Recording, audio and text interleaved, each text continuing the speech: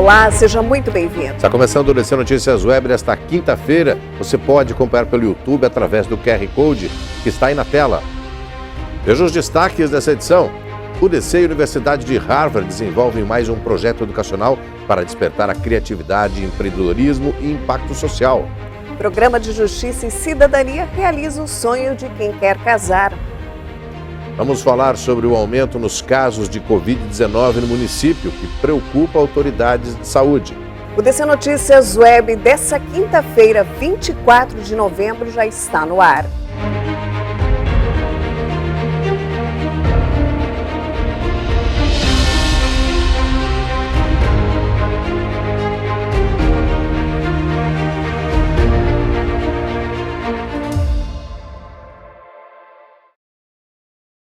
Olá, nós abrimos essa edição falando de mais um grande projeto da UDC em colaboração e capacitação com a Universidade de Harvard para desenvolver criatividade, empreendedorismo e impacto social. Coordenadores e professores do Grupo DC das Escolas de Educação Dinâmica, Anglo-Americano, CAESP, Monjolo, das cidades de Foz do Iguaçu, Medianeira e também do Paraguai participaram de um encontro com os professores Sam Hunter e Lumas Joseph Heller, da Universidade de Harvard. De forma virtual, os professores falaram da iniciativa em desenvolver com a UDC um trabalho voltado a identificar nos estudantes ideias inovadoras e buscar ferramentas e recursos para que coloquem em prática seus projetos. Esse laço entre as instituições de ensino foi sendo construído ao longo dos anos e agora essa colaboração com Harvard vai se transformar em uma disciplina para as escolas e para a faculdade. A ideia é despertar nos alunos a criatividade, o empreendedorismo e o impacto social dessas ações. Nós somos assim privilegiados, volto a dizer, uma honra, inimaginável o que está acontecendo. Oficialmente a gente ter um projeto de colaboração de empreendedorismo com a Universidade de Harvard. Então eu falo de boca cheia, tenho muito orgulho e eu espero que toda essa informação que a gente está trazendo sirva para que nossos alunos, primeiro, atentem mais ao empreendedorismo e à criatividade e também aos desafios, a gente não usa a palavra problemas, aos desafios que a comunidade tem. Nós trouxemos os líderes para cá, os escutamos, eles passaram quais eram os desafios de cada percepção, de cada órgão, ou instituição ou empresa, e nós vamos colocar isso para os alunos e a cada 4 meses nós vamos tendo eventos para saber o que os alunos, qual foi o resultado disso tudo. Então é um processo lento, com uma educação, mas muito sólido, muito forte e muito feliz de estar uma colaboração com a Universidade de Harvard. Para os coordenadores e professores, a iniciativa é um avanço no aprendizado, na transformação e qualificação profissional dos estudantes. Pois é, eu acho que a essência, a gente que eu estou entusiasmado com esse projeto, é você fazer o aluno pensar, criar, desenvolver, criar soluções para determinados problemas que às vezes ele talvez não pensaria em fazer isso aí, Mas você incentivando, você mostrando que ele é capaz, então isso que eu acho interessante. Então a disciplina de criatividade e empreendedorismo vai revolucionar os colégios, viu? Tanto os colégios quanto a faculdade, eu tenho certeza disso. Nós saímos dessa capacitação extremamente entusiasmados, com a continuidade desse processo, a possibilidade desse projeto em colaboração com o Harvard, que vai trazer um resultado a nível de tecnologia, desenvolvimento da criatividade, o próprio empreendedorismo, envolvendo desde os nossos alunos do CAESP a partir dos 12 anos até a UDC em todos os cursos. Um projeto grandioso que trará muito sucesso, com certeza. Essa colaboração com Harvard vai enriquecer mais, os nossos conhecimentos, os nossos trabalhos, os alunos, vamos despertar nos nossos alunos, que eles têm possibilidade de estar aí criando, de estar inovando e de estar melhorando cada vez mais a sua comunidade. Isso é muito importante. Nós vamos desenvolver projetos em colaboração com Harvard, que já tem uma grande experiência, uma grande universidade, é um trabalho longo que agora vem trazendo frutos para que a gente realmente traga para a nossa comunidade. Eu tenho certeza que a UDC vai crescer muito nessa colaboração com o Harvard. Um grande projeto na área de inovação, empreendedorismo e tecnologia. Para a UDC Medianeira é um projeto inovador, a UDC está de parabéns, iremos envolver os nossos alunos nesse projeto, principalmente do setor do agronegócio. Hoje o setor do agronegócio trabalha fortemente com a área de tecnologia e empreendedorismo. Então é um projeto inovador e será um grande diferencial para o UDC, para todo o grupo UDC, principalmente para o setor do agronegócio de Medianeira e região. Exatamente. A gente está muito contente de fazer parte desse projeto, né? A gente sabe que foi muitos anos de trabalho e agora realmente a gente vai trabalhar junto com a colaboração de Harvard. Vai ser muito grandioso para os nossos alunos e para a nossa comunidade também. Quer dizer, a gente vai despertar a criatividade, criativa a gente sabe que eles são, e é buscar despertar neles essa criatividade e empreendedorismo. Eu estou achando maravilhoso, mais um projeto, mais conhecimento para nós. Como eu citei, eu acho que o desafio agora é a gente passar esse conhecimento de uma forma correta. Passar a ter uma comunicação de uma forma correta, passando para os professores, coordenadores, para os pais, principalmente para a comunidade e nossos alunos. E tenho certeza que vai funcionar. Veja a seguir. Aumento dos casos de Covid-19 preocupa a autoridade de saúde em Foz do Iguaçu.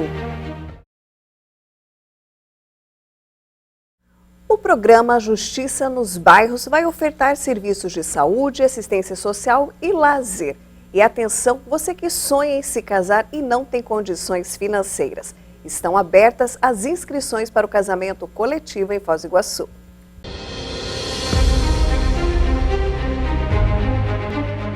Esse é o programa Justiça nos Bairros. É uma ação realizada pelo Tribunal de Justiça do Estado do Paraná, organizada pela vice-presidente do TJ, a desembargadora Joyci, né? E ele vem às cidades e nessas cidades organiza uma série de atividades que permitem que a população se aproxime do sistema de justiça, que possa ter demandas como curatelas e tantas outras que envolvem a necessidade de um processo de judicialização e que muitas vezes é difícil acesso e consegue dar uma resposta naquele dia, naquela ação. E o programa tem como uma das suas grandes atividades também a realização do casamento coletivo, né, que permite que pessoas que queiram regularizar a sua situação civil, com o seu companheiro, com a sua companheira, possam nesse dia realizar essa atividade. Isso é um instrumento importante. A Prefeitura Municipal participa dessas atividades, levando, por exemplo, a questão da vacinação, nós vamos ter no espaço também a confecção de identidade. Então é toda uma organização que permite que a população tenha neste dia acesso a serviços públicos importantes, sobretudo aqueles que da ordem do judiciário e que muitas vezes a gente encontra uma certa dificuldade pelo grande número de demanda dentro do município. Secretária, em relação ao casamento coletivo, ele tem um prazo para que as pessoas interessadas façam essas inscrições? Isso, o prazo para as inscrições para o casamento coletivo vai até o dia 29, as pessoas têm que ir, levar a documentação que tem em casa, é verificado se essa documentação necessita de uma atualização e ela é encaminhada ao cartório, né? E aí, até o dia 29, essa documentação estando entregue, a família, a pessoa poderão participar do casamento. A partir do dia 25 de novembro, o uso de máscaras volta a ser obrigatório em aeroportos e aviões. A determinação é da Anvisa. A Anvisa decreta a volta do uso obrigatório de máscaras em aeroportos e aviões. A resolução aprovada nesta terça-feira, 22, entra em vigor a partir da sexta-feira, dia 25 de novembro. A decisão foi tomada pela Agência Nacional de Vigilância Sanitária em decorrência do que foi considerado um aumento expressivo de casos confirmados de Covid-19 em território nacional. A determinação da volta do uso de máscaras nesses ambientes de risco ocorre como medida de prevenção e segurança, conforme recomendado pelos especialistas que observam as alterações no cenário epidemiológico. Em Foz do Iguaçu, ao longo da última semana, o número de casos confirmados de Covid-19 foi 5 vezes maior do que na semana anterior. Em alerta, o que fica ao lembrete do cuidado individual e com o próximo. E veja no próximo bloco. A conversa com a secretária de Saúde sobre o aumento de casos de Covid-19 em Foz do Iguaçu. Com foco na criatividade e inovação, acadêmicos de arquitetura e urbanismo realizam exposições de projetos na UDC. Com o final do semestre se aproximando, os alunos da UDC têm a oportunidade de apresentar os trabalhos elaborados ao longo dos dias letivos. Esta semana fica marcada com o começo das exposições dos projetos idealizados pelos acadêmicos do curso de Arquitetura e Urbanismo. No saguão do CT, anexo ao prédio principal, é possível observar o resultado das propostas desenvolvidas para as disciplinas de Práticas de Criatividade e Inovação 2 e Estética e História da Arte e Arquitetura 3. Esse projeto faz parte da disciplina História e Estética da Arte 3, tá, na arquitetura. E uma parte da disciplina, que é no segundo bimestre, é a respeito de um infográfico que os alunos têm que desenvolver, tá, de uma forma bastante, vamos falar, sucinta, que um leigo consiga ler, visualizar e entender a respeito desse período. Tá? Algumas exigências relacionadas à iluminação, tem que estar iluminado, tá? Tem que ter uma moldura no entorno, correspondente ao estilo que está sendo apresentado. Tá? Então os alunos desenvolvem, leva mais ou menos um mês, tá? Com assessoramento a partir, né, junto com o grupo, eu assessoro, informo, a gente ajusta até chegar nesse resultado final. Os alunos de Arquitetura e Urbanismo da UDC, além de dominar a temática selecionada, precisaram criar estruturas demonstrativas, destacando a importância de infográficos e também a eficácia de seus projetos na prática. Com a apresentação desse nosso infográfico, a gente fez todo um estudo da Art Deco, tendo as principais características, a arquitetura, a escultura e a pintura. Então foi feito todo um croquis, analisando as cores mais utilizadas na época.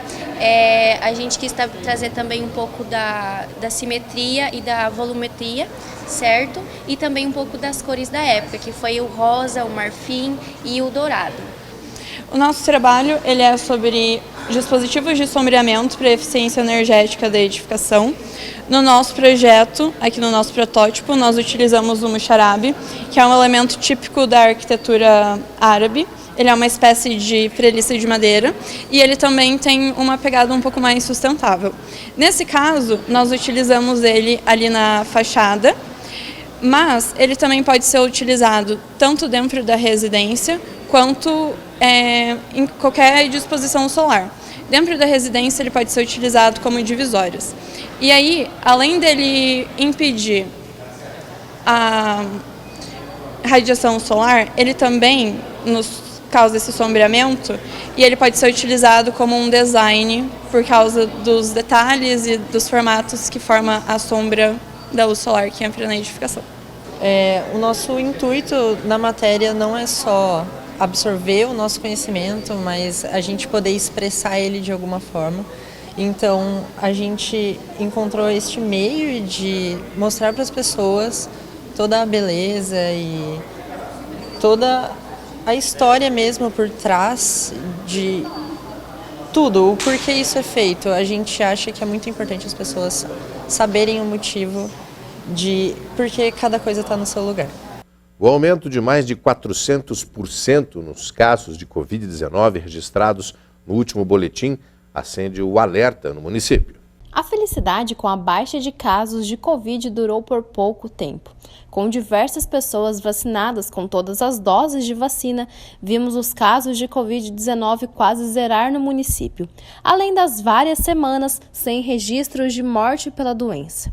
Mas com o surgimento de uma nova linhagem da variante Omicron e muitas pessoas com quadro vacinal atrasado, a preocupação retorna aos setores de saúde com um aumento significativo de casos.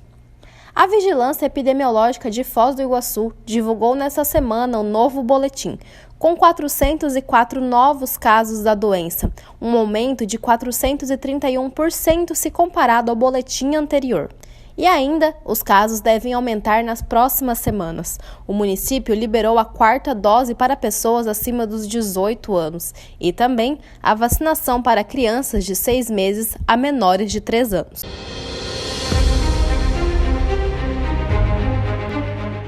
Secretária de Saúde, Jaqueline Tontini, antes de mais nada, é um prazer recebê-la no DC Notícias para falar de um assunto que, infelizmente, voltou a tomar conta, que é o aumento no número de casos de Covid, não só em Foz do Iguaçu, né? No Brasil inteiro isso vem acontecendo, no mundo inteiro. Mas eu queria que a senhora nos desse um raio-x desse crescimento nos últimos dias. Então, de fato, né, nós estamos ainda no momento de pandemia, nunca deixamos de estar, mas nós estamos numa fase, num momento muito mais tranquilo. E nas últimas 2 semanas, a gente já vem percebendo esse aumento do número de casos. E isso é decorrente das subvariantes da Omicron, que são variantes que são altamente contagiosas, de alta transmissibilidade. Então, isso reflete no Brasil, no mundo e no município de Foz do Iguaçu. Então, secretária, a gente já estava assim, se acostumando a uma vida quase normal, né? E agora a gente tem que voltar a se preocupar, é isso, com essa subvariante, ou não chega a ser tanto assim? Nós temos que nos preocupar e nós poderíamos continuar dentro de uma normalidade, porque hoje nós temos uma ferramenta, algo muito poderoso, que é a vacina. Se nós tivéssemos a nossa população vacinada com todas as doses que estão disponíveis, a gente não precisaria estar passando por esse momento novamente. Significa que a pessoa não vai pegar a doença? Não, mas reduz a taxa de transmissão e reduz principalmente a gravidade da doença. Secretária, a senhora falou dessas 2 últimas semanas. Nos dê um parecer exatamente o que significa esse crescimento em termos de números de casos. Nós saímos ali de uma semana mais ou menos de 10 casos para 77 casos e 404 casos. Então, isso por dia? Por semana. Então, a gente vinha praticamente ali com uns 10 casos por semana. De repente, a gente passou para 77 casos e agora, na última semana, 404 casos. O que isso significa? Que hoje a gente já está com uma taxa de positividade, quando as pessoas procuram para fazer o teste, de 26%.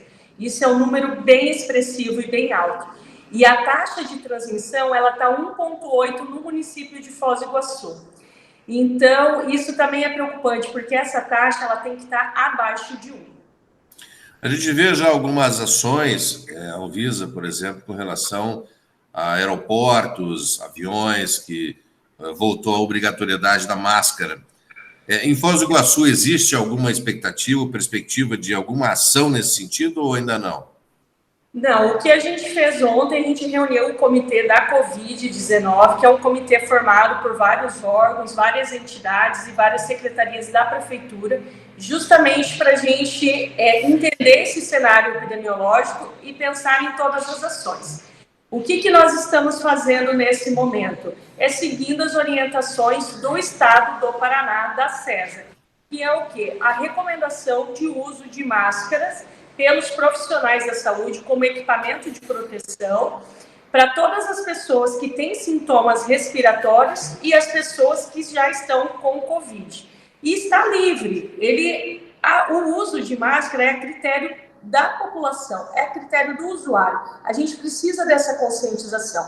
O que a gente precisa entender? Ter a higiene básica, ok. Lavar as mãos, o uso de álcool nas mãos, isso é muito importante. Utilizar a máscara é muito importante, porque eu estou protegendo o próximo. Mas hoje eu volto a frisar, o que é o principal e o que a gente tem, que a gente não tinha no início de 2020, é a vacina. O que protege, o que imuniza e o que faz a gente ter uma segurança muito maior e não ter um número elevado de casos ou a gravidade de casos é a vacina. Nos dê um parecer assim desse déficit de vacina, ou seja, quantas pessoas ainda não se vacinaram, por incrível que pareça, né, não tomaram todas as suas doses ou a dose de reforço. Dê uma noção para a gente disso. No município de Foz do Iguaçu, a gente tem quase 80 mil pessoas adultas que não tomaram a primeira dose de reforço. E isso já está disponível desde o início do ano. A segunda dose de reforço, que ela começou a ser aplicada a partir do mês de maio, e que há 15 dias atrás ficou para toda a população adulta a partir de 18 anos, a gente tem em torno ali de quase 60 mil pessoas para tomar a segunda dose de reforço. Os adolescentes, que vão de 11 a 17 anos, somente 22% tomou a primeira dose de reforço. E agora o mais grave, e é a população mais vulnerável. E a gente já vê o aumento do caso, principalmente das síndromes respiratórias agudas, são as crianças. Em torno de 40% somente tomou a primeira dose, e em torno aí de 25% tomou a segunda dose de reforço. Então, a população está vulnerável, a população está fragilizada por não ter o esquema vacinal completo ou simplesmente não ter nenhuma dose da Covid. Secretária, sabe que tem uma vacina específica para essa subvariante. Existe uma expectativa que chegue essa vacina em Foz? Então, graças a Deus a Anvisa aprovou, né? Era algo que estava sendo analisado desde o mês de agosto no Brasil, foi aprovado. Então, já está previsto no contrato essa atualização dessas vacinas. Então, eles têm uma previsão, eles acreditam mais ou menos que no Brasil, em dezembro. Se está no Brasil em dezembro, é muito rápido para estar nos estados e nos municípios. Mas o que eu gostaria de colocar aqui também? Que a vacina que a gente tem hoje, que é a monovalente, ela também protege contra o vírus da Covid e essas subvariantes. Essa bivalente, ela já é uma característica, uma vacina que está mais atualizada, mas a que a gente tem hoje no mercado, ela é muito importante, muito boa, e ela também tem um alto índice de proteção. A solução, secretária, é vacinar, é isso? É bem simples, né? Exatamente, a solução é vacinar. Pensar, eu quero colocar minha vida em risco? Eu quero colocar a vida das pessoas que eu amo em risco? Não. O que é a melhor solução? Claro, é ter o cuidado. Usar máscara, higienizar as mãos, usar o álcool em gel, mas a principal, gente, é vacinar. A gente precisa dessa sensibilização, dessa responsabilidade, desse compromisso da população, tanto adulta e da adulta com relação aos menores e às crianças. Ok, secretária, gostaria de agradecer demais a sua participação no DC Notícias, esclarecendo esse aumento da Covid e principalmente o que as pessoas, a população, pode e deve fazer para reduzir ainda mais como estava antes. Obrigado, secretária.